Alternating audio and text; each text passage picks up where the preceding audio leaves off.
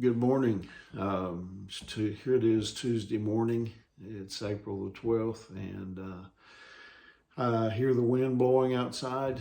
It's going to be another windy day, it looks like. But anyway, hope that you're doing well. Hope that you had a good Monday, and hope you're now ready to tackle the opportunities that God has ahead of us here today. This morning, I want to share with you and talk about a devotional entitled "Disappointment is His Appointment." In the Gospel of Luke, there's a story about two of Jesus' disciples who were leaving Jerusalem. They were devastated because he had been crucified. This story is called the road on Emmaus, and in their minds, you see, that was the end of the story. They didn't totally understand some of the things that Jesus had taught, before, and but then suddenly, the resurrected Jesus, he joins them on the road to Emmaus, but they didn't know it was Jesus, at that moment. So Jesus, he basically turned to them and he said, "Hey guys, why the long faces? What's going on? What's wrong?" Well, one of them replies in Luke 24:18, "You must be the only person in Jerusalem who hasn't heard about all the things that have happened there the last few days." Well, Jesus, he goes on and he asks them to tell him about it.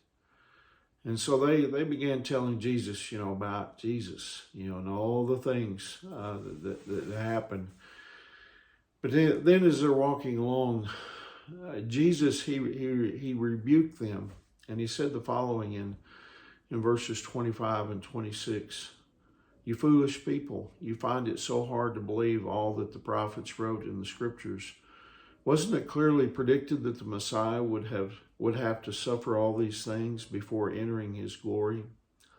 And so Jesus, he then proceeded to tell them, he told them, about all the Old Testament passages, that pointed, to his death.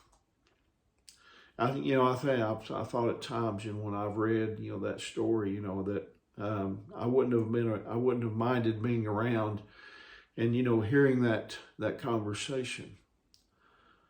But so as they reached the end of their journey, Jesus, he acted as though, he was going to, he was just going to go on and proceed down the road. And so the two disciples, they invited him to stay. And it was only when, they went inside and they sat down, to eat a meal. And Jesus, he blessed the bread, he broke it, and then he gave it to them.